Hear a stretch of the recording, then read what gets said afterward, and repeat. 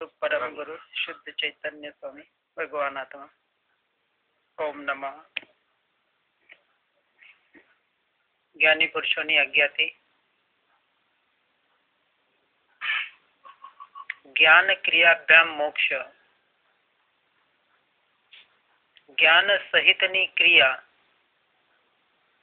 के ज्ञाननी क्रियाથી मोक्ष થાય છે।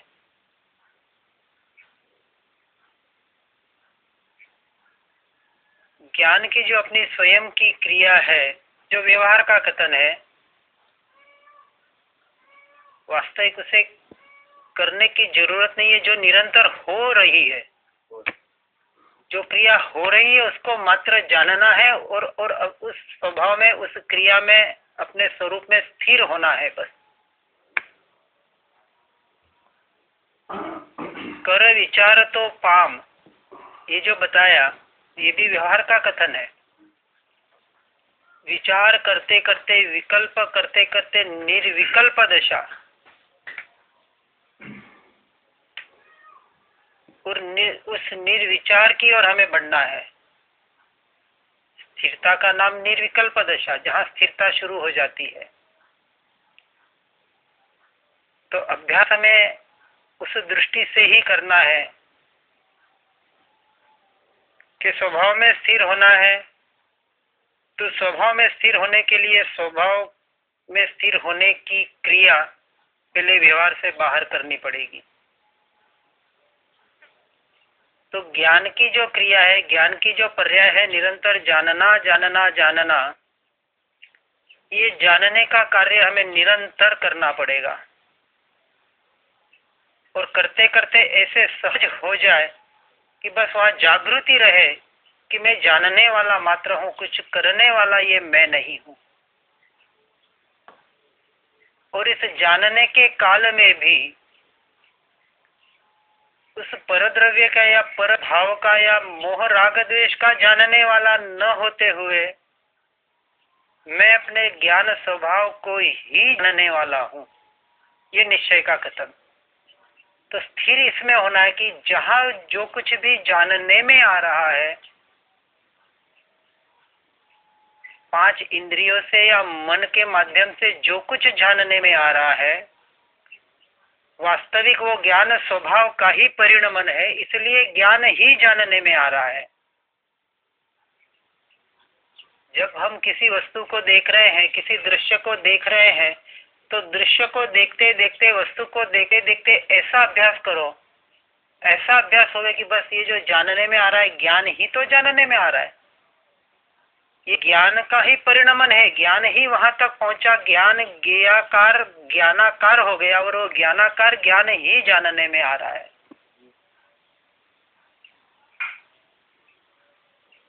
ज्ञेय ज्ञानाकार हो रहा है,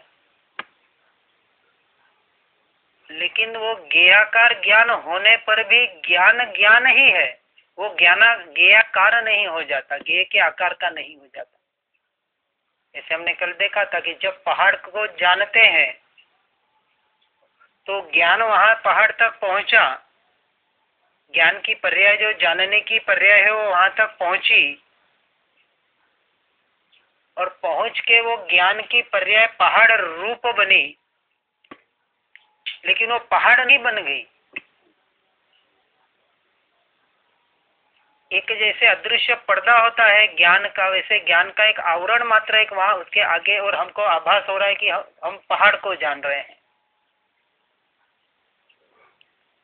जैसे हम ये प्लास्टिक कोटेड किताब है, इसको जब देखते हैं तब क्या देखते हैं, क्या लिखा है, क्या फोटो है, किसका है, अक्षर क्या है, उसको पढ़ने का प्रयास करते हैं। और उस वक्त दृष्टि हमें ये नहीं जाता कि उसके ऊपर जो प्लास्टिक कोटिंग है, तो ये जो ज्ञान जो वहां तक बढ़ा, एक हिसाब से ज्ञान यूं समझे कि ये कोटिंग है, आपका स्ट्रेच हो रहा है वहां तक ज्ञान, बस ज्ञान ही है वो। बस वो ज्ञान वो ज्ञेयाकार हो गया और मैंने उस आकृति को जान लिया। लेकिन जानने वाला जो है ज्ञान, उसके ऊपर वो एक पर्दा है ज्ञान का, उस आकृति के ऊपर।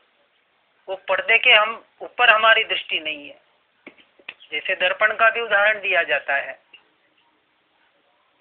कि दर्पण में जब किसी वस्तु को देखते हैं तो दृष्टि उस दर्पण पे जाती है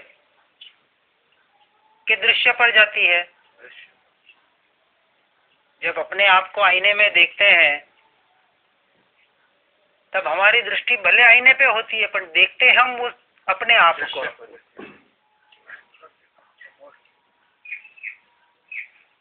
आईना है वहां, लेकिन आईने पे दृष्टि नहीं है हमारी।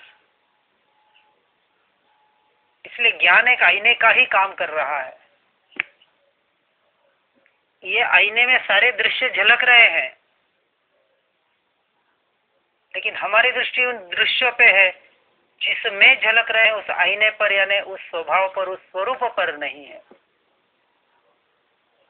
और जिसकी दृष्टि उस स्वरूप पर हो जाए, उस आईने पर हो जाए और दृश्य से दृष्टि हट जाए तो उसका काम हो जाता है।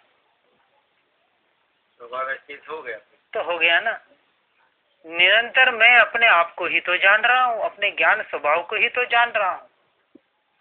तो उसके लिए आंख बंद करे तो ही दृष्टि अंदर जाए, ऐसा कोई नियम नहीं है। वो तो एक प्रयोग मात्र है कि बाहर हमारा उपयोग जाता है, इसलिए हम कहते हैं कि आंख बंद करके भीतर देखो, भीतर देखो, ताकि कम से कम बाहर से दृष्टि हट जाए। लेकिन एक बार आपका अभ्यास हो जाए तो कोई आंख बंद करके भी ध्यान करने, ये ध्यान ही हो रहा है। जो जानने में आ रहा है ज्ञान स्वरूप का ही तो प्ररूपण है, ज्ञान का ही तो विस्तार है। और जहां जानने में आ रहा है जो प्रकृति, ये फिर उसे निसर्ग में, प्रकृति में, तारे चांदों में, ये फिर सारे प्रकृति में मैं ही मैं, मैं ही मैं ही मैं हूं, मैं ही मैं जानने में आता है। ये जो सारा विस्तार है जिसे हम स्वयं ज्योति सुखधाम कहते हैं, स्वयं ज्योति ज्ञान प्रकाश, चैतन्य प्रकाश की बात हो रही है।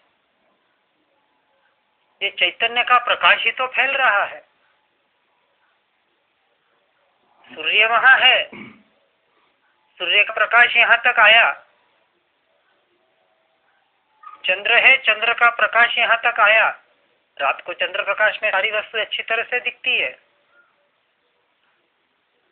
लेकिन हम अभी देख रहे हैं, उन वस्तुओं को देख रहे हैं।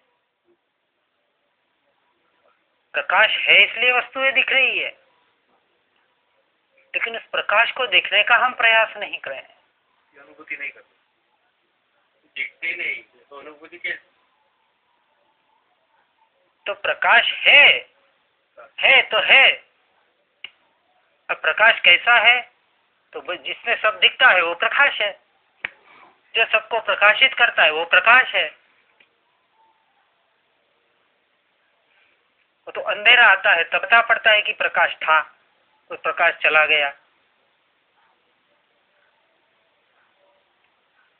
तो जो कुछ जानने में आ रहा है इस चैतन्य प्रकाश के माध्यम से, तो ये चैतन्य प्रकाश का ही तो फैलाव है सारा, जो जान रहा है आत्मा।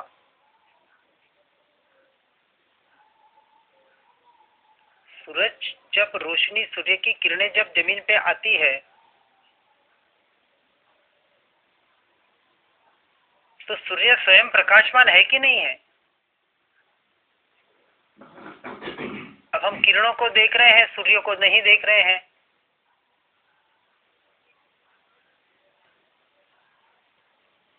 इस प्रकाश में जो दृश्यमान हो रहा है वहां तो दृष्टि जा रही है, लेकिन प्रकाश करने वाला जो ज्योति स्वरूप ऐसा जो आत्मा है, अब वापस ज्योति स्वरूप कहते तो किसी ज्योति को देखने का हम प्रयास करते हैं। वो तो एक उपमा दी गई है उसे ज्योति स्वरूप। आत्मा कोई ज्योति नहीं है, स्वयं ज्योति यानी उसका स्वयं का एक प्रकाश है। ये जो जानने का कार्य कर रहा है बस यही उसका प्रकाश है। ये निरंतर हर जीव को हो रही है अनुभूति। हम वैसे कहे तो हर जीव को आत्मा की तो अनुभूति हो रही है। आत्मा है इसलिए वो जान रहा है, नहीं तो क्या जाने, कौन जाने। ये मुर्दा जान रहा है, एक क्षण में आत्मा निकल गया। अब इसको कहो भाई देख तो, क्योंकि मरने के बाद भी आंख देखती है, देखती है कि नहीं? देखती है। आंख देख रही है, 24 घंटे आंख का कार्य चलता है मृत्यु के बाद। इसलिए तो एक की आंख वो पुतली निकाल के दूसरे में डालो तो देखने लगता है कि नहीं? आंख देख रही थी, इसका मतलब आंख का कार्य चालू था और देखने वाला नहीं था। अब इसी आंख की पुतली दूसरे में डाल दी, अब वहां वाला है, देखेगा।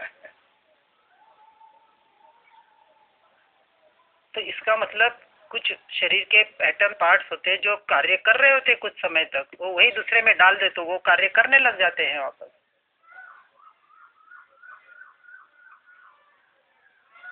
तो रात को सपना देखा, देखने वाला था।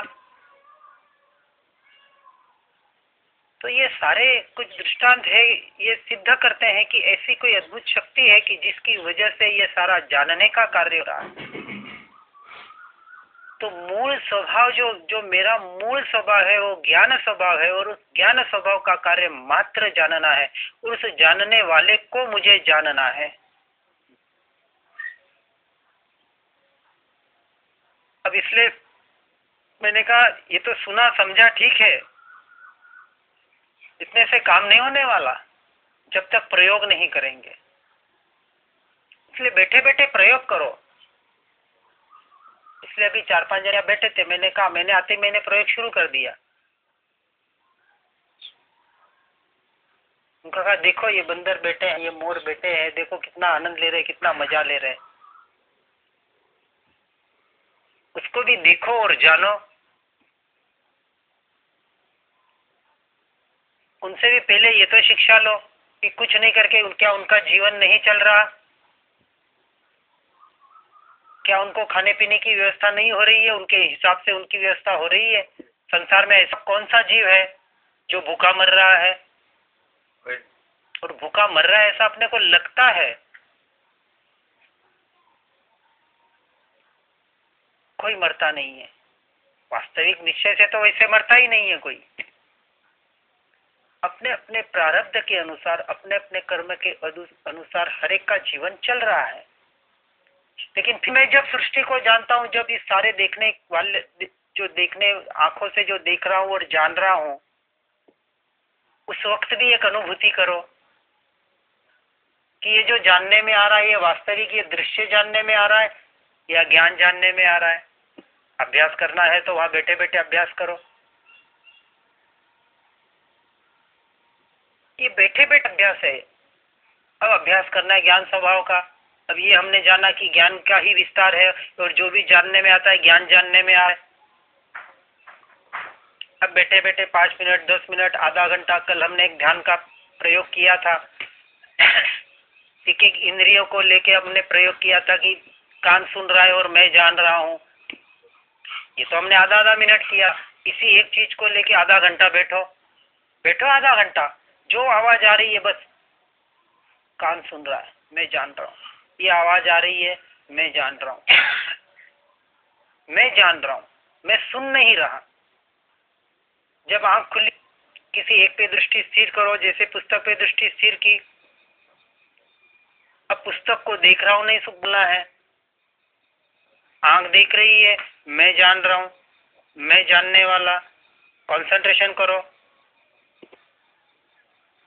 अब पुस्तक को भी जानने वाला नहीं, हमने आगे का प्रयोग कर लिया कि पुस्तक को जानते वक्त भी मैं किसको जान रहा हूँ?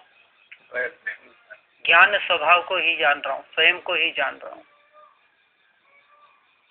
अब 5 मिनट 10 मिनट आधा घंटा ये ध्यान हो गया आपका। एक वस्तु पे दृष्टि को कंसंट्रेशन करो।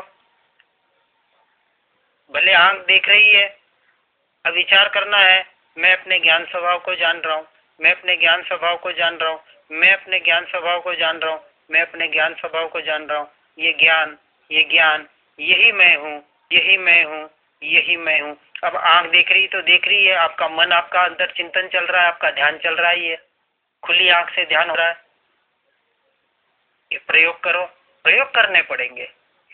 इतना सुना पढ़ा जो भी किया, अब प्रयोग की जरूरत है। हमें निरंतर वो चिंतन चलना चाहिए, निरंतर उपयोग को अपने भीतर लाने का प्रयास करो। एक एक इंद्रिय के माँ से आधा आधा घंटा अभ्यास करो। जब कहीं स्मेल आ रही होती है, सुगंध आ रही होती है, उससे अभ्यास शुरू करो। फिर दुर्गंध की जगह पे जाके बैठो।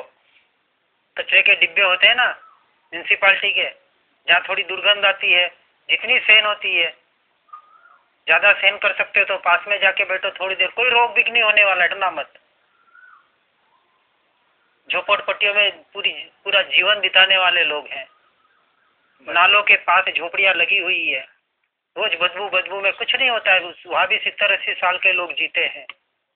नहीं, मरना तो उद्यागत आयुष्य कर्म पे डिपेंड है, कौन मार सकता है हमें। आयुष्य में और आयुष्य कर्म शरीर का है, मेरा थोड़ी है। किसका है आयुष्य कर्म? आयुष्य शरीर का है। शरीर पैदा हुआ, शरीर नष्ट होने वाला है। मैं का पैदा हुआ, मैं का नष्ट होने वाला हूँ। बस वो मैं की दृढ़ता आ जाए। अब वहां जाके प्रयोग करो। बदबू आ रही है वहां, पहले सुगंध से शुरू करो और सीधा बदबू से करो, कोई बात नहीं। ये दुर्गंध आ रही है, मैं जानने वाला, मैं जानने वाला। ये गंध मुझे नहीं आ रही है, मैं मात्र जान रहा हूँ। अब उस उपयोग को भीतर डालने का प्रयास करो, आपकी दुर्गंध गायब हो जाएगी।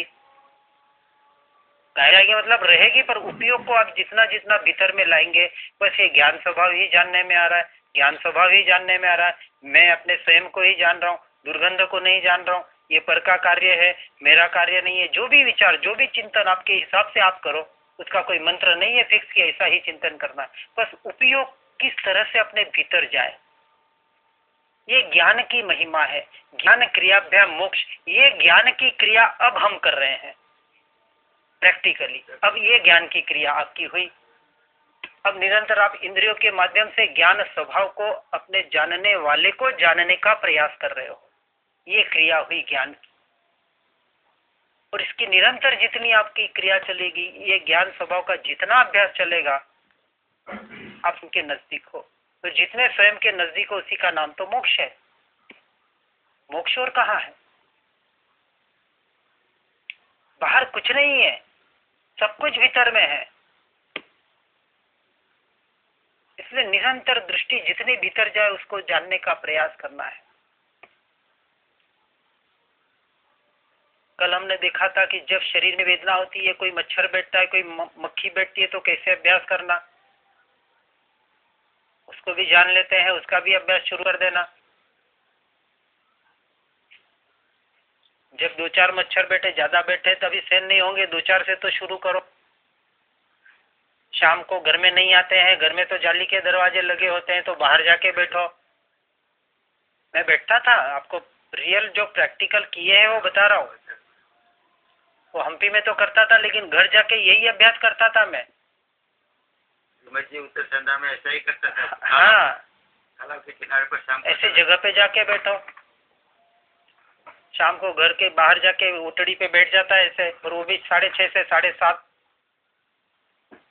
पीक आवर जिसको हम कहते हैं, कि मच्छर ज्यादा से ज्यादा वो सांझ के समय में ही आते हैं। हाँ, फिर भी सुबह इतने नहीं होते जितने शाम को होते हैं, क्योंकि शायद रात को वो भी सो जाते होंगे। सोते तो नहीं, हमको जगाने आते हैं। वो दिन भर सोते हैं। तो प्रयोग यहाँ कैसे करना है, एक छोटा सा प्रयोग बताने का प्रयास कर रहा हूँ। कि जब मच्छर आपके हाथ पे बैठा है या शरीर पे कहीं बैठा है, अब उपयोग को भीतर में कैसे ले जाना। मच्छर बैठा है, बैठा रहने दो। जब वो डंक मारता है तो वेदना होती है ना। अभी मच्छर से तो शुरू करो, मधुमक्खी का तो बाद में करेंगे, देखेंगे। कि जब मच्छर बैठा है, जो वेदना हो रही है, अब विचार करो कि वेदना किसको हो रही है? शरीर हो रही है, बराबर है। शरीर को वेदना हो रही है, उसका न्यायतक। और वो कैसे, वो मैं बता रहा हूँ। ऐसा चिंतन, सिस्टेमेटिक चिंतन करना है।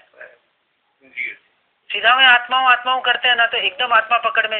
ये एक सीरियल वाइज आप करेंगे ना, तो उतनी देर आपका चिंतन चलता है, उतनी देर आपका विचार चलता है। और वो निर्णय उतना होता है। नहीं तो क्या है, ये डंक मार रहा है, मैं जान रहा हूँ मैं आत्मा हूँ, खत्म हो गया।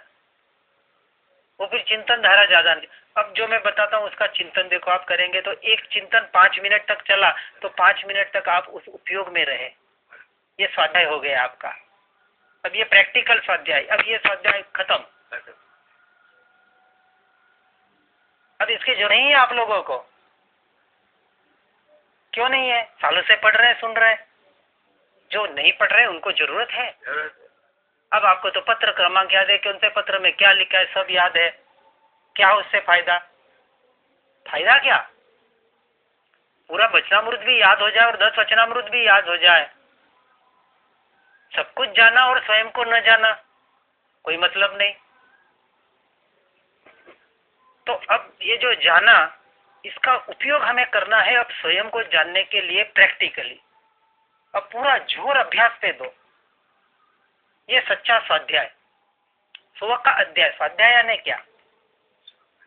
जो उपयोग स्व पे जाए वो सच्चा स्वाध्याय। सत्संग, ये बाहर का तो सत्संग उसके लिए कि सत्य स्वरूप आत्मा का संग करने के लिए। सच्चा सत्संग तो ये है स्वयं से स्वयं का संग करना। ये सच्चा ज्ञान है कि अपना उपयोग ज्ञान स्वभाव की ओर ले जाना। अब ठीक है, आप संसार से नहीं छूट पा रहे, लेकिन छूटना जरूरी है। निवृत्ति जरूरी है। जितनी निवृत्ति उतनी यहाँ प्रवृत्ति आप कर सकते हैं। चलो नहीं कर सकते, हम संसार में रह के कैसे अभ्यास करना वो बतलाते हैं। छूटे तो अच्छी बात है, छूटना ही चाहिए। इसलिए वैराग्य और उपशम इसका रिजल्ट बताया कि आप आत्मार्थी हो नहीं हो। सच्चा आत्मार्थी संसार में कैसे रहे? और रहे तो ऐसे रहे कि बस कब छूटू कब छूटू, कहाँ इस मोह माया जाल में फंसा हुआ हूँ, उसको वो झंकना रहती है। और अभी तक झंकना नहीं आई है, इसका समझना कि अभी आत्मा की प्यास जगी नहीं है, भले हम कितना पढ़ रहे कितना सुन रहे। मात्र मोक्ष अभिलाष, तो जिसे सिर्फ मोक्ष की अभिलाषा हो वो संसार में रहे, सवाल ही नहीं आता। अब हम देखते हैं मच्छर जब बैठता है, मक्खी जब बैठती है तब गुदगुदी होती है, फट से हम उड़ा देते हैं। और मक्खी आती है आपको अभ्यास कराने के लिए, करो अभ्यास, उड़ाओ मत। अब जब ये मच्छर बैठता है, मक्खी बैठती है, तब एक प्रयोग शुरू करना। अब ये जो मक्खी बैठी या मच्छर बैठा, ये जो गुदगुदी हो रही है या मक्खी का डंक अनुभव में आ रहा है, ये जो वेदना हो रही है, वास्तविक वेदना तो शरीर को हो रही है, लेकिन जहां स्पर्शेंद्रिय है वहां ज्ञान की चेतना है। चेतना जिसको कहते हैं, यानी पर्याय। उस वेदना का जो वेदन हो रहा है, वेदना और वेदन, वेदन ज्ञान चेतना कर रही है। वेदन यानी जानना, वेदना का जो जानना हो रहा है। शरीर वेदना नहीं जान सकता, शरीर तो मुर्दा है, उद्गल परमाणु जड़ है। वेदना तो आत्मा ही अनुभव कर रही है, इसलिए उसको वेदन कहा। उस वेदना का वेदन वो ज्ञान चेतना कर रही है।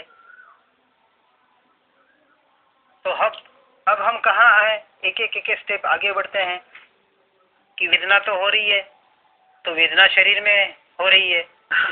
उस वेदना का वेदन करने वाला, तो अब हम पर्याय पे आए। कौन से पर्याय पे आए? ज्ञान स्वभाव की पर्याय पे आए। अब ये जो हो रहा है इसका वेदन, वेदन करने वाला कौन? तो ज्ञान स्वभाव।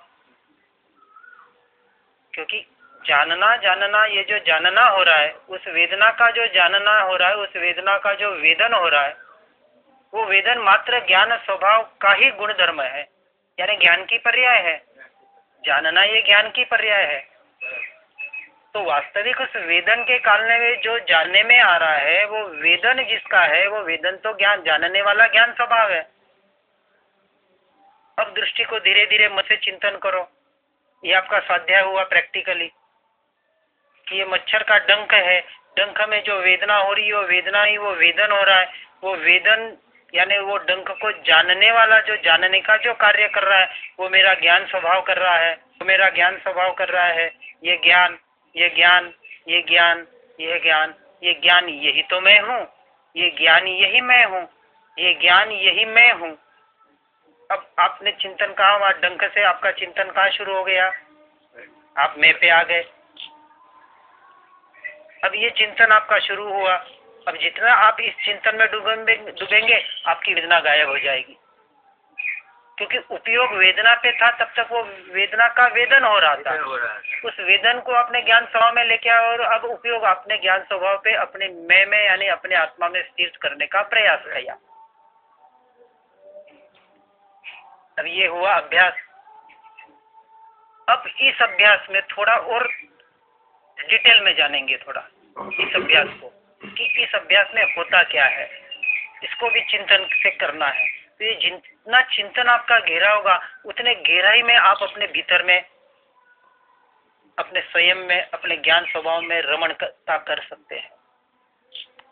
अब थोड़ा बाहर से, अंदर से बाहर आते हैं, फिर बाहर से अंदर जाएंगे। बराबर।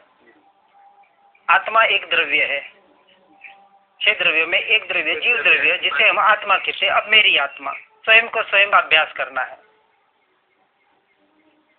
अब आत्मा कैसा है? शरीराकार है, किंचित न्यून, लेकिन अंगूठे से लेके मस्तक तक, ये बाल और नाखून छोड़ के, जो नाखून मतलब जहाँ दर्द नहीं होता है वहाँ आत्मा नहीं, और जहाँ दर्द होता है, जहाँ स्पर्श का अनुभव होता है, वहाँ आत्मा की चेतना है, ज्ञान की चेतना है। बराबर। तो अब ये शरीराकार आत्मा संपूर्ण एक, आत्मा एक द्रव्य है, शरीर एक द्रव्य नहीं है। शरीर अनंत पुद्गल परमाणुओं का संग्रह है, समूह है। आत्मा समूह नहीं है। आत्मा असंख्य प्रदेशी होते हुए भी एक ही है। तो ऐसा पहला ये आत्मा जो कैसा है? अखंड है, अभेद है, एक है। बराबर। एक है पर असंख्य प्रदेशी है, ना? प्रदेश असंख्य है उसके। अब असंख्य प्रदेशी में भी एक एक प्रदेश में अनंत गुण है, एक एक प्रदेश में अनंत गुण है। उन अनंत गुणों में एक एक गुण की अनंत पर्याय है। थोड़ा थोड़ा बाहर आ रहे हैं हम। जितना याद रहे उतना, कोई जरूरी नहीं कि इतना याद रखना है कि याद करना है। एक बताने का प्रयास कर रहा हूँ कि कैसे कैसे, और वैसे वैसे ही हम वापस भीतर जाएंगे। जिस मैं में हमें स्थिर होना है, उस मैं की हम एक जानकारी ले रहे हैं कि ये वास्तविक ये मैं क्या है, जिसे हम मैं यानी आत्मा कहते हैं, जो वास्तविक मैं है। जिसे हम मैं कह रहे हैं वो तो मैं है ही नहीं, ये शरीर। तो अब मैं शरीर नहीं हुई, हमारा पक्का हो गया, मैं आत्मा हूँ। अब आत्मा को जान रहे हैं हम। तो जब हम ये अभ्यास करते हैं वेदना का या वेदन का, तब मान्यता में वो होता है कि जब यही मैं हम बोलते हैं, तो यही मैं में क्या आता है वो बताने का प्रयास कर रहा हूँ। इतना जानना जरूर नहीं। एक बार वो स्थिर हो गया, वो मान्यता पक्की होगी, तो बार बार चिंतन करने की जरूरत नहीं है। सिर्फ एक जानकारी के लिए हम उसका विस्तार कर रहे हैं, ताकि आपका सहज काम हो जाए। तो सहज काम करना है। तो आत्मा अभेद है, अखंड है, असंख्य प्रदेशी है। असंख्य प्रदेशी होते हुए एक एक प्रदेश में अनंत गुण है, और एक एक गुण की अनंत पर्याय है। बराबर। अब यहाँ, अब हम बाहर से अंदर से बाहर आए। अब बाहर जब आज अभी जो हमने एक प्रयोग किया कि जब मच्छर बैठा होता है, तब हम जब ये चिंतन करते हैं, तब वो चिंतन में ये सारा गृहीत हो जाता है। इसमें आ जाता, कैसे गृहीत हो जाता है कि जो वेदन हो रहा है वो वेदन पर्याय है। अब वेदना नहीं, वेदना किसकी हो रही है? मच्छर के डंक की। अब यही प्रयोग आप किसी भी वेदना में कर सकते हैं। ये तो हमने एक उदाहरण लिया, आपका सिर दुखता है, आपका पेट दुखता है, आपके जब जो कोई, इसलिए मैं कहता हूँ जब छोटे मोटे दर्द होते हैं भूल के भी दवाई मत लेना, कुछ नहीं होने वाला। जहां मरण का भय नहीं हो उस बीमारी में भूल के भी दवा मत लेना। पेट दर्द कर रहा है, सिर दर्द कर रहा है, कुछ छोटी मोटी खांसी है, सर्दी है, लेनी है तो घरेलू कोई भी छोटा मोटा इलाज चालू कर देना। जैसे सर्दी में हल्दी नमक लेते हैं या खांसी में जो भी अपने घरेलू इलाज बताए। अब उसमें जो मैं बता रहा हूँ ऐसा अभ्यास करने का प्रयास करो। आत्मार्थी का ये लक्षण है। अब वो अभ्यास करेगा, वो दवा लेके जो आया है गुरु उसको भगाएगा नहीं, क्योंकि बीमारी आती है, जो कुछ आता है आपका गुरु बन के आती है। क्योंकि उसको अभी तक हमने गुरु माना नहीं है। मच्छर आ रहे हैं, मक्खी आ रही है, गर्मी आ रही है, सर्दी आ रही है, जिनको हम परिशह कहते हैं, ये परिशह सहन करने को नहीं कहा है। परिशह सहन करना इसका नाम धर्म नहीं है। आत्म तत्व के बल पर, भेद ज्ञान के बल पर परिशह सहन होना इसका नाम धर्म है। तो परिशह सहन कैसे किए जाते हैं, कैसे होते हैं? बड़े बड़े ज्ञानियों ने, महावीर स्वामी ने कोई परिशह उपसर्ग सहन किए नहीं। करते तो कर्म का बंध हो जाता, क्योंकि कर्तृत्व बुद्धि है, वहां कर्म का बंध है। वो आत्मा में ऐसे लीन हो जाते, 6-6 दिन उनको खाने पीने की इच्छा ही नहीं होती, भाव ही नहीं आता।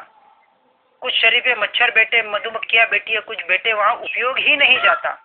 वो तो अपने आत्मा में ऐसे लीन हो जाते हैं कि परिशह सहजी सहन हो जाते थे, करने नहीं पड़ते उनको। अब हमसे नहीं हो रहे तो करने का प्रयास कर रहे हैं, और करते करते अपने भी होने में जाना है। पूरा जीवन करने में नहीं निकालना है। ये तो एक सिर्फ प्रयोग के लिए हम बता रहे हैं। बाकी जहां कर्ता भाव है वहां कर्म का बंध है। मैं विचार करता हूं, विचार करना भी तो कर्तृत्व बुद्धि है, पर अभी हमें विचार करना पड़ेगा। फिर धीरे धीरे विचार से भी निर्विचार, विकल्प से निर्विकल्प की दशा की ओर जाना है। और इस भाव में अभ्यास करेंगे तो अगले भाव में हो सकता है कि जहां यहाँ आपने खत्म किया था वहां से शुरुआत हो जाए और वहां ऊपर आगे बढ़े। क्योंकि आराधना भव की होती, एक भाव की आराधना नहीं होती। अब हम यहाँ जो जानने का कार्य कर रहे हैं इस पे अब आप चिंतन करो। ये जो भी वेदना है, हमने एक वेदना को लिया, मच्छर की वेदना को, कि मच्छर की वेदना हो रही है, ये वेदना शरीर को हो रही है, मुझे नहीं हो रही है। यहाँ से शुरुआत की, मुझे नहीं हो रहे तो मुझे क्या हो रहा है? फिर मैं उसका ज्ञाता दृष्टा हूँ, जानने वाला हूँ। तो किसको जानने वाला हूँ?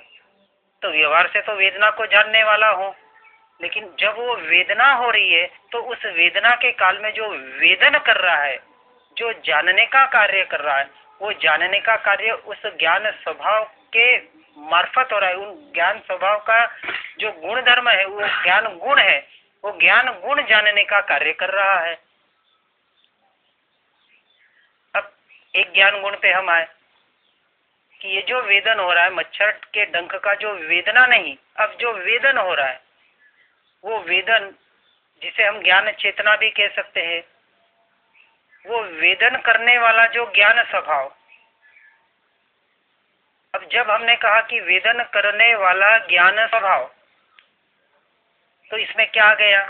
मात्र ज्ञान स्वभाव आया।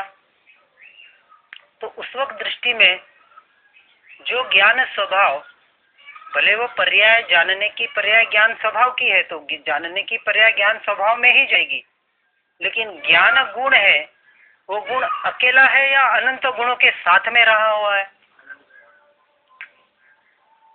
तो ज्ञान गुण अनंत गुणों के साथ में रह के ही जानने का कार्य कर रहा है। जैसे हमने कहा कि आंख देखने का कार्य करती है, तो शरीर से अलग निकल के देखने का कार्य नहीं करती, शरीर में रह के ही देखने का कार्य कर रही है।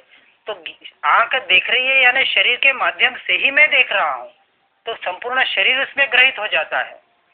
उसी प्रकार ज्ञान गुण जानने का जब कार्य करती है तब वो ज्ञान कुछ अलग होके नहीं, सारे गुणों के अनंत गुणों के साथ रह के ही जानने का कार्य कर रही है। तो सारे अनंत गुण उस ज्ञान गुण में समाप्त हो जाते हैं। तो जब हम ये चिंतन करते हैं कि ये जो जानने में आ रहा है, ये ज्ञान स्वभाव जानने में आ रहा है, ये ज्ञान गुण जानने में आ रहा है, ये ज्ञान, ये जो ज्ञान, अब हमने जो ये ज्ञान की धारा यहाँ चालू की, अब उस ज्ञान धारा में क्या समाविष्ट हो गया? यह ज्ञान यही मैं हूं। तो ज्ञान और मैं, इसके बीच में क्या आ गया? अब जैसे हम बाहर आए थे ना, अब ऐसे हम भीतर जाएंगे। तो ये ज्ञान गुण अनंत गुणों के साथ रहा हुआ है, तो उस ज्ञान गुण में सारे गुण गर्भित हो गए। अब ऐसे अनंत गुण जो एक एक प्रदेश में है, एक प्रदेश में अनंत गुण है,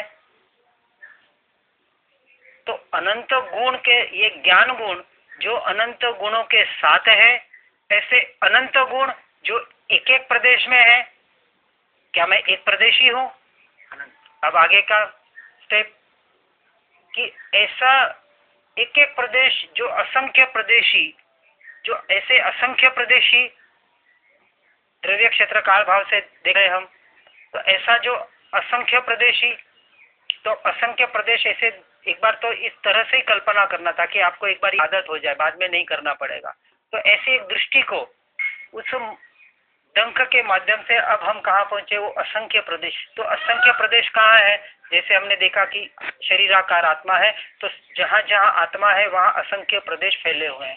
तो ऐसे एक बार नजर, जिन्होंने विपश्यना की होगी ना, उनको पता पड़ेगा।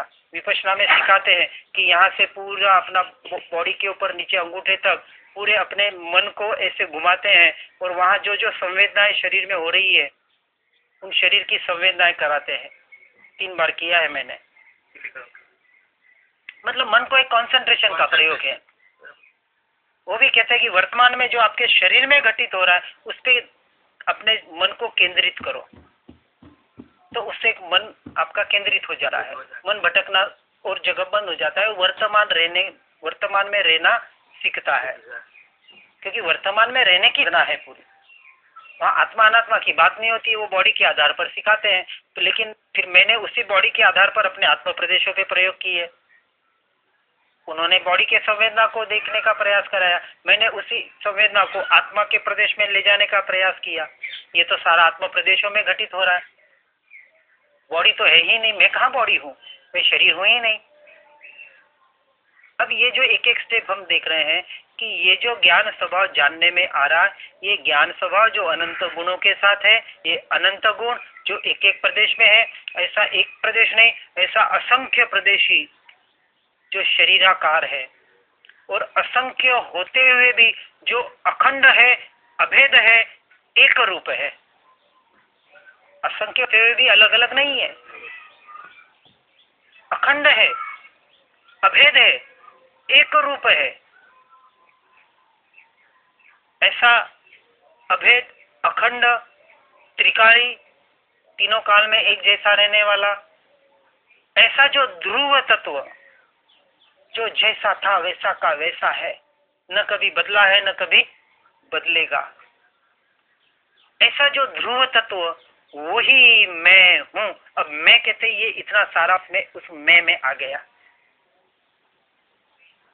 हमने सिर्फ 3 स्टेज देखे थे, पर्याय से गुण, गुण से द्रव्य, कि ये जो वेदन हो रहा है, ये डंक का जो वेदना, वेदना का जो वेदन हो रहा है, ये वेदन ज्ञान स्वभाव का ही वेदन है। ये ज्ञान स्वभाव, जैसे ज्ञान स्वभाव कहते हैं ये संपूर्ण शरीर पे से मन को घुमाए, ये ज्ञान स्वभाव, यही मैं। अब जब मैं कहा तो ज्ञान और मैं के बीच में जो हमने अभी देखा वो सारा का सारा उसमें समाविष्ट हो गया। ऐसा अनंत गुण, ऐसे एक प्रदेश में अनंत गुण, ऐसा असंख्य प्रदेशी, ऐसा अभेद, अखंड, त्रिकाली, वो मैं। अब उस मैं में स्थिर होने का आप प्रयास करो। अब इतना चिंतन करेंगे तो 5 मिनट तो लगा, 5 मिनट आपका वो डंक, अब इतना चिंतन आप जब करेंगे, अब वो डंक आपकी अनुभूति में आएगा? मुझे नहीं लगता आएगा। गायब हो जाए। ज्यादा मच्छर हो तो आ सकते हैं, 2-4 मच्छर हो तो वहां से उपयोग हटेगा ही हटेगा। और आपने यहाँ स्वयं का चिंतन कर लिया। ये एक अभ्यास, छोटे छोटे अभ्यास से आप शुरू करेंगे, फिर 50 मच्छर भी बैठे होंगे उस वक्त आपका अभ्यास ही चलेगा, क्योंकि फिर आदत हो जाएगी अभ्यास करने की। फिर जब गर्मी लगेगी आप गर्मी में यही अभ्यास करेंगे, सर्दी लगेगी आप यही अभ्यास करेंगे, बुखार आएगा आप यही अभ्यास करेंगे, पेट दर्द होगा आप यही अभ्यास करेंगे। और उस अभ्यास के माध्यम से जैसे जैसे आप उपयोग को हटाकर अपने, तो यहाँ डबल काम हो रहा है। और डबल नहीं, जो मुख्य काम करना है वही हम कर रहे हैं यहाँ पर, कि निरंतर उस दर्द के काल में, परिसर के काल में हम अपने स्वभाव की ओर दृष्टि को ले जाने का प्रयास कर रहे हैं। ये संपूर्ण समाधि मरण का अभ्यास है। समाधि मरण जिसे हम कहते हैं, जिसके लिए ये सारा धर्म, उस वक्त यदि जागृति नहीं रही तो ये आपका सारा स्वाध्याय और सारा सत्संग धरे रह जाएगा। इसलिए ये प्रैक्टिकल अभ्यास आपको अपने देह पर, क्योंकि देह में, आत्माओं में देह नहीं, बोलने से, मंत्र जपने से वो परिचय सहन करने का अभ्यास नहीं होने वाला। ये सहन करने का अभ्यास भी साथ में करना पड़ेगा। अब एक मच्छर अपने को, एक गर्मी अपने को सहन नहीं होती है, मरण काल में कौन सी वेदना आएगी, कौन सा रोग आएगा, हमको आज पता नहीं है। किसी कर्म का उदय कैसा पता नहीं है। और जैसे भी हम कहते हैं कि वो बैठे बैठे लुढ़क गया, लेकिन जब प्राण निकलता है तब कहते हैं कि जैसे निगोद के जीव को कहते कि एक आंख बंद होती है तब 17.5 बार उसका जन्म मरण होता है। उसको कुछ नहीं है, सिर्फ 17.5 बार एक निगोद का इतना सा जीव जो आंखों से नहीं दिखता, तो उसको कहाँ दुख हो रहा है? दुख हो रहा है, लेकिन हो रहा है क्योंकि जन्म मरण का दुख इतना बताया। हमको याद है इस भाव का कि जब हम माँ के गर्भ से निकले थे कितनी वेदना हुई थी। माँ को तो याद है बेटे को जरिया, क्योंकि वो जागृति में, लेकिन हमें आज याद नहीं कि हमें, क्योंकि क्या बच्चे को वेदना नहीं होती है माँ के गर्भ से निकलता है तब? उससे भी तो वेदना होती है। निकलते अब छोड़ो, माँ के गर्भ में 9 महीने जो हम बड़े हुए थे, किसी और को क्यों बात करें, अपनी स्वयं की बात करें। उस कीचड़ में ही तो हम रहे थे। खून मांस और अंदर क्या था? यही शरीर रहा था, यही जीव वहां था। अब जो जीव हम, ये इतना बड़ा हुआ, ये तो 9 महीने का बच्चा जन्म लेता है तो वो दिखता है। अब जिस शरीर की हम बात करें वही शरीर जो आज है, जीव तो वो का वही है ना। शरीर भले बदल रहा है, लेकिन आत्मा तो वो का वही है। आत्मा नहीं बदला। तो बात है, अब 9 महीने पहले आत्मा था कि नहीं था? 9 महीने का जब हम जन्म कहते, वास्तविक हम जो बर्थडे मनाते वो भी पहली बात तो टोटली रॉन्ग, क्योंकि जन्म तो 9 महीने पहले हो चुका है। 48 मिनट में 6 पर्याप्ति बताइए। 6 पर्याप्ति में यानी गर्भ ग्रहण होते ही 48 मिनट में पंचेंद्रिय जीव पूर्ण तैयार हो जाता है। 6 पर्याप्ति बताइए 8-8 मिनट की। आते ही अन्न आहार को ग्रहण करता है, फिर शरीर बनाता है, फिर इंद्रिय बनाता है, फिर श्वास लेता है, फिर मन बनाता है। ऐसे 6 पर्याप्तियां बताइए। तो जैसे स्त्री पुरुष का संयोग हुआ 48 मिनट में संपूर्ण पंचेंद्रिय जीव तैयार हो जाता है। अब डॉक्टर भी जब देखते हैं तो माइक्रोस्कोप में किसी से भी 1 महीने पहले वो जीव दिखाई नहीं देता है, तो 2 महीने का हुआ तो उसका टेस्टिंग में फिर भी वो जीव दिख सकता है।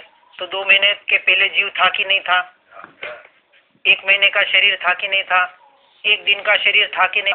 1 घंटे का शरीर था कि नहीं था? तो जीव था ना वहां, और शरीर भी था, और वो दिखाई भी नहीं दे रहा था। कहो साइंस को कि 1 घंटे का शरीर कैसे होता है, हमको दिखाओ। भले आपने माइक्रोस्कोप में किसी में भी दिखाओ, 1 घंटे में पंचेंद्रिय जीव तैयार होता है, हमारा शास्त्र कहता है।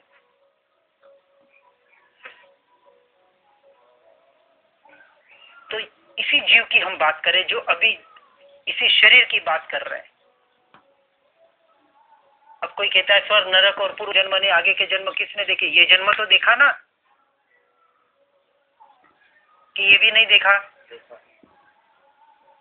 अब जो जवान है वो बूढ़े को देख रहा है, तो वो बूढ़ा कभी जवान था कि नहीं था? वो कभी बच्चा था कि नहीं था? साहित्य से इस भौकी भी हम देखें तो क्या है, सब कुछ बदल रहा है और सब कुछ नष्ट हो रहा है, फिर भी हम जाग नहीं रहे हैं। जान कर भी जाग नहीं रहे हैं। अज्ञान तो नहीं जान रहे, वो तो कोई बात नहीं, वो तो अज्ञान ही है। और ज्ञान मिलने के बाद भी यदि हम जागरूक नहीं हुए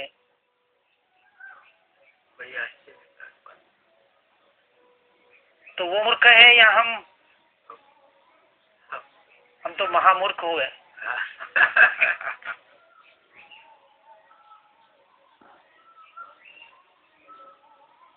तो हमें महामूर्ख बन के रहना है या ज्ञानी बनना है, ये हमें डिसाइड करना पड़ेगा। और उसके लिए क्या करना, ये स्वयं से स्वयं को सोचना पड़ेगा। अब ये एक अभ्यास बताया, इस अभ्यास को आप हर चीज पे लागू कर सकते हैं। ये आपका प्रैक्टिकल स्वाध्याय हुआ, सच्चा स्वाध्याय। अब इसमें किताब की जरूरत नहीं, आप 24 घंटे करो इस अभ्यास को। इसलिए पहले हमने बाहर का अभ्यास बताया, आपको शरीर कर रहा है, मैं जान रहा हूं। अब आपको रियल अभ्यास बताया कि सीधा अब आत्मा में अपनी अनुभूति में पहुंचो। ये जो निरंतर जानना हो रहा है, ज्ञान ही तो जानने में आ रहा है हर जगह। ज्ञान के अलावा मैं जान क्या रहा हूँ? अपने स्वयं के जहाँ जान रहा हूँ, मैं अपने स्वयं को ही जान रहा हूँ। ये मेरे ज्ञान स्वभाव का, ज्ञान प्रकाश का ही तो फैलाव है, और है क्या? जैसे मैंने कहा सूर्य की किरण आ रही है, ये जो प्रकाश दिख रहा है वो प्रकाश उस सूर्य के किरणों का प्रकाश है। और हम भ्रम में है कि हम वस्तुओं को जान रहे हैं। अरे हम प्रकाश को जान रहे हैं, लेकिन हमें आदत हो गई उन वस्तुओं को देखने की। दीपक का प्रकाश हम करते हैं तो हम कुछ वस्तु देखने के लिए करते हैं, लेकिन वो प्रकाश की वजह से वस्तु दिख रही है, उस प्रकाश पे हमारा ध्यान ही नहीं है। और यहाँ तो जीता जागता प्रकाश है, चैतन्य प्रकाश।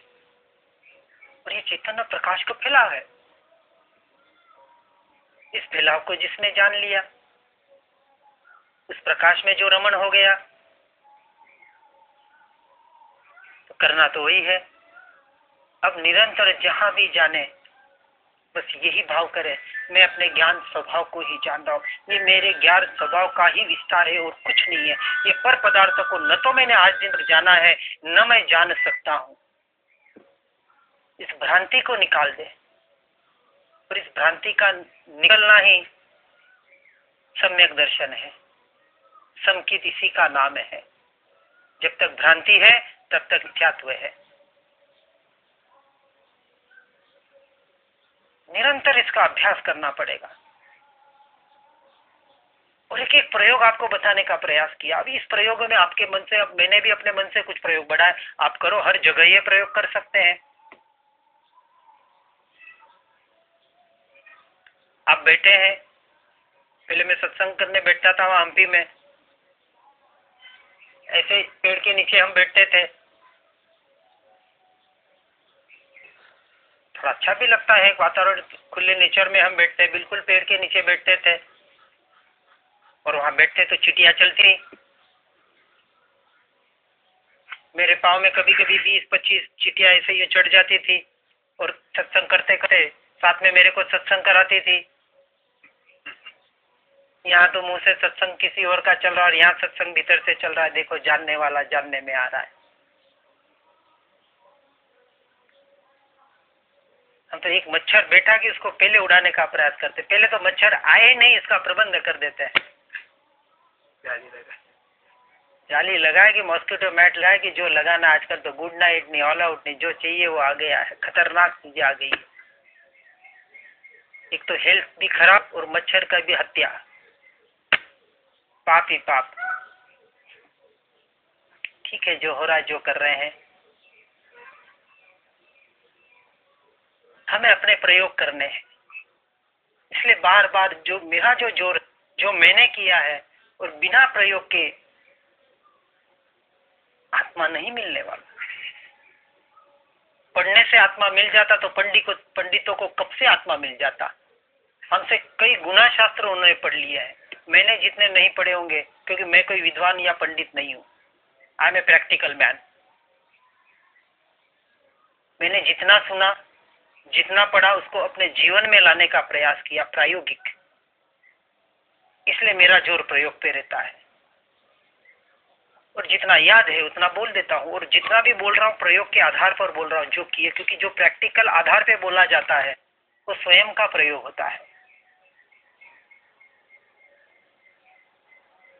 भले कहीं से लिया हो, देवगुरु शास्त्र हमारे उपकारी है। कब उपकारी है? समझावण उपकार शो, समझे जीवन स्वरूप। जब तक आप नहीं समझ रहे, आप पे अभी तक उपकार हुआ नहीं और होगा नहीं। जी ने स्पष्ट बताया, समझावण उपकार शो। जीन स्वरूप को और निज स्वरूप को जब तक समझा नहीं, समझना अभी तक उपकार कुछ हुआ नहीं और कुछ होगा नहीं। फिर हम कहते हैं प्रभु प्रभु कृपा कर, उपकार कर, उपकार कर, कृपा कर। कहां से कृपा होगी, कहां से उपकार होगा? हम समझना ही नहीं चाहते, सुधरना ही नहीं चाहते, सोए हुए हैं, जागना नहीं चाहते। और जब तक हम नहीं जाग रहे हैं, हमारे पे उपकार अभी हुआ नहीं है, कृपा हुई ही नहीं है। और हुई नहीं है, हम लेने के पात्र नहीं हुए हैं। पात्रता जागृत करनी हमारे हाथ में है, स्वयं के हाथ में है। बस हम तो जगाने का काम करते हैं, जाना आपको पड़ेगा।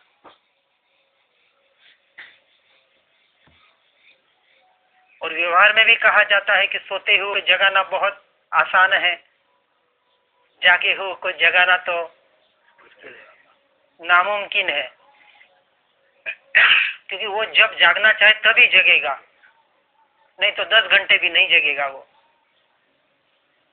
उसकी इच्छा होगी तो 1 घंटे में, 1 मिनट में भी वो ठीक है, हाँ हाँ बोलो। और ढोंग करना है तो 1 घंटे तक पड़ा रहेगा, उसको पड़ा रहना है तो।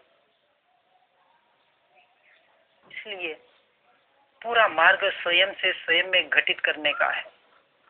पूरा प्रैक्टिकल अभ्यास। हमने जो विषय शुरू किया था, ज्ञान क्रियाभ्याम मोक्ष, इसकी पूर्णाहुति आज हो रही है। जितने प्रयोग बताने थे बताने का प्रयास किया। अब कल से शास्त्र के आधार पर वापस और आगे देखने का प्रयास करेंगे जो है। लेकिन कितने भी शास्त्र पढ़ो, कितने भी कुछ कर लो, कितना भी सत्संग कर लो, जब तक उसे जीवन में अप्लाई नहीं करे प्रायोगिक तौर पर, देह को देह मानना छोड़ने का अभ्यास करो। जो कुछ प्रतिकूलता आती है, उस प्रतिकूलता के काल में अनुकूलता लाने का प्रयास मत करो। है प्रतिकूलता, सहज अनुकूलता मिल रही है, कोई बात नहीं। आपको गर्मी लग रही है, किसी ने आके पंखा शुरू कर दिया, कोई बात नहीं, उसको भी जानो। तब आहा मत कर देना। जैसे बहुत बार होता है कि गर्मी का हम अभ्यास कर रहे हैं, अब जैसे मैंने कहा तो आप अभ्यास शुरू करेंगे कि चलो गर्मी में अभ्यास करें, कुछ देर रूम में बैठे हैं, पंखा नहीं चलाएंगे। गर्मी लग रही है, देह को लग रही है, मुझे नहीं लग रही है, मैं तो जानने वाला ज्ञान स्वभाव, बस ये ज्ञान स्वभाव जानने में आ रहा है, ये ज्ञान ही जानने में आ रहा है, गर्मी जानने में नहीं आ रही है। अब आधा घंटा अभ्यास चल रहा है और किसी ने आके कूलर एसी के पंखा चला दिया। ऐसे मत कर लेना, नहीं तो सारा अभ्यास से पूरा पानी फिर जाएगा। उस वक्त भी उसे भी जानने वाले रहना। अब ये जो हवा चली उसको भी मैं जानने वाला। अब ये ठंडक लग रही है, मुझे नहीं लग रही है, गर्मी लग रही थी, जैसे मुझे नहीं लग रही थी वैसे ही ठंडी हवा आई, मुझे नहीं लग रही है, उसको भी मैं जानने वाला, इस ज्ञान का है। बस इस ठंडी हवा को जानने के काल में भी मैं अपने ज्ञान का अनुभव कर रहा हूँ। ये ठंडी हवा, ये शरीर जान रहा है, इसका कार्य जाने, मुझे तो अपने ज्ञान की ही अनुभूति हो रही है।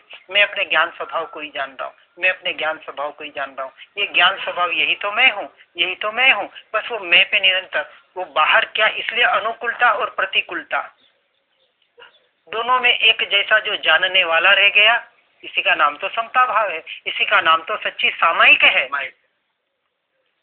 इसी का नाम तो प्रतिक्रमण है। पर पदार्थों से हटना और स्वद्रव्य में आना, इसका नाम तो प्रतिक्रमण। पर से हट, स्व में बस, बस प्रतिक्रमण कहाँ किसके, सामायिक कहाँ किसे? बाहर के व्यवहार से सामायिक प्रतिक्रमण बताया, लेकिन वो भीतर के लिए बताया। हम बाहर क्रियाओं में अटक गए। स्वभाव लाना है, समता भाव लाना है, लाना कहाँ है? समता भाव तो तेरा भीतर में पड़ा हुआ है, तू ही तो समता भाव है।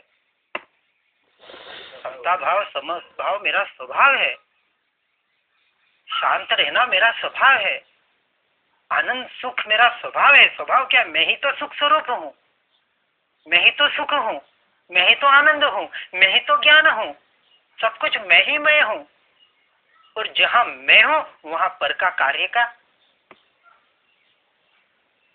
उस मैं निरंतर आने का प्रयास करना है। फिर जहां देखे वहां मैं ही मैं नजर आए। अब वो देखने की चेष्टा भी नहीं करेगा, क्योंकि जिसे भीतर का खजाना मिल गया, अब उसे बाहर की कहीं किसी की जरूरत नहीं। वो जहां देख रहा है अपने आप को देख रहा है, जो कर रहा है अपने आप के लिए कर रहा है। बाहर का कार्य सहज हो रहा है, वहां उसे कर्तृत्व बुद्धि नहीं है, वो निरंतर अपने स्वभाव में रहने का प्रयास करता है। ये अभ्यास है। अब इसका अभ्यास आप कितना करते हैं? आप देख रहे हैं किताब को, आप बैठे हैं घर में, बैठे बैठे आप काम कर सकते हैं। टीवी चल रहा है, आप बहुत बार कहते हैं कि घर में उपयोग नहीं, लेकिन इसका अभ्यास, इसलिए यहाँ आप अभ्यास करेंगे तो ये अभ्यास आपको घर में करने में फिर सहूलियत बहुत अच्छी होगी। सब बातें कर रहे हैं, आपको लग रहा है कि कुछ व्यर्थ की बातें हो रही है, मेरे काम की नहीं है, फट से अपने दृष्टि को किसी एक नजर पे लगा दो। आपका डाइनिंग टेबल पड़ा है, आपका टी टेबल पड़ा है, वहां कोई पुस्तक पड़ी है, वह पुस्तक पे कोई अच्छा दृश्य है, उस दृश्य पे कंसंट्रेशन करो। मैं उसको जान रहा हूँ, मैं अपने ज्ञान स्वभाव को जान रहा हूँ, ये जानने वाला ज्ञान स्वभाव, ये जानने वाला ज्ञान स्वभाव। बस वो लोगों को लगेगा कुछ देख रहा है, आंख बंद करके बैठ जाओ, लोग कहेंगे नींद आ रही है, हाँ नींद आ रही है बोलना। अपना चिंतन चालू करो। ये प्रयोग करने पड़ेंगे, क्योंकि पूरा धर्म प्रयोगात्मक है। अब आपका काम घर पे बैठ के हो रहा है। इसलिए श्रीमद जी ने 301 पत्र क्रमांक बताया है कि संसार में रेवू हो तो केवी रेते रेवी शकाय, तो ज रेवा जेवू छे, नहीं तो संसार में रेवू जेवू नहीं।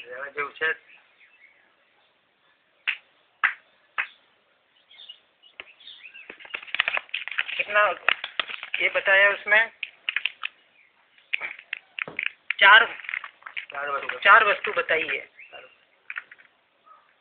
कि जगत में रेवू हो तो केवी रीते रेवू। 2.25 लाइन का प्रश्न पत्र है कि जगत संपूर्ण आत्मरूप मानवा आवे, संपूर्ण जगत की जैसा मैं आत्मा हूँ वैसा ही सारे सृष्टि में जो जीव है वो भी आत्म स्वरूप ही है, शुद्ध ही है। दोष है वो पर्याय में है, कर्म के उदय में है। जे थाय ते योग्य ज मानवामा आवे, जो हो रहा है वो योग्य, अयोग्य कभी होता नहीं। योग्य अच्छा बुरा हो सकता है, सही गलत हो सकता है, लेकिन अयोग्य नहीं। योग्य ज मानवामा आवे, परना दोष जोवामा न आवे। जहां भी हो स्वयं का दोष, किसी ने मेरा अपमान किया वो भी मेरा दोष, मैंने कुछ नहीं किया फिर भी उसने मुझे कुछ गलत कहा वो भी मेरा दोष। इस जन्म का न हो, लेकिन पूर्व जन्म का हमारा कर्म का उदय होता है। बस सारा पूर्व कर्म के उदय से हो रहा है। इसलिए પરનો દોષ જોવામાં ન આવે એટલે સ્વનો દોષ જ જોવામાં આવે અને પોતાના ગુણનો ઉત્કૃષ્ટપણું સહન કરવામાં આવે।